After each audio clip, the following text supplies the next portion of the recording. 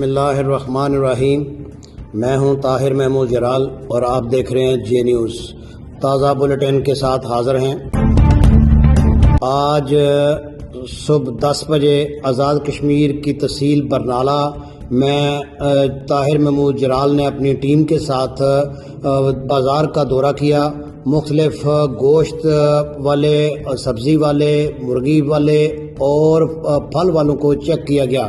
کسی بھی بندے نے کوئی ریٹ لسٹ آویزہ نہیں کی ہوئی تھی اور گوشت، چھوٹا گوشت جو ہے وہ 1600 روپے سیل کر رہے تھے اور جو بڑا گوشت ہے، بیف ہے، وہ 800 روپے سیل کر رہے تھے۔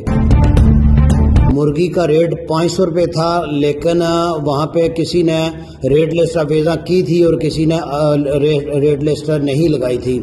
اسی طرح پھل اور سبزی والوں کی بھی کوئی ریٹ لسٹ آویزہ نہیں تھی، تو سب لوگوں کو چیک کیا، سب لوگوں کو تنبیہ بھی کی، وارن بھی کیا کہ اگر انہوں نے ریٹ لسٹ نہیں لگائی اور ریٹ لسٹ کے مطابق اگر پھل، سبزیاں، گوشت، مرغی وغیرہ نہیں بیچی تو ان کے خلاف اے سی صاحب سخت ایکشن لیں گے۔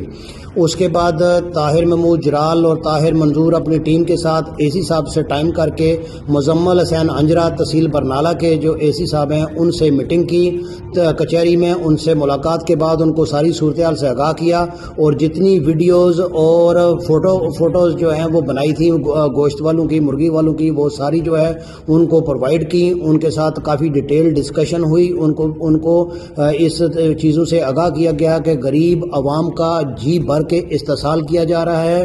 ہر دکاندار کا اپنا ریٹ ہے، ہر دکاندار اپنے طریقے سے گوشت بیچ رہا ہے، اپنے طریقے سے سبزی بیچ رہا ہے، اپنے طریقے سے پھل بیچ رہا ہے، لیکن کوئی غریب آدمی کا پرسان حال نہیں ہے۔ اگر انتظامیہ بھی ایکشن نہیں لے گی تو اوپر سے کیا فرشتے آ کے ان کو پوچھیں گے یا فرشتے ان پہ جو ریٹ ہے اس پہ عمل درآمد کرائیں گے؟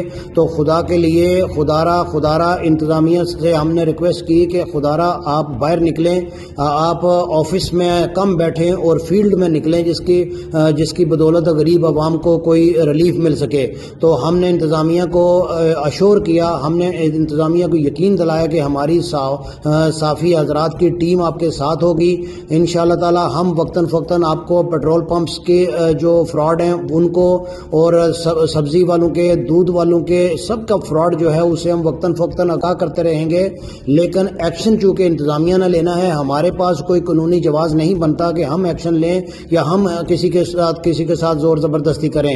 مزید اپڈیٹ کے لیے دیکھتے رہیے جے نیوز۔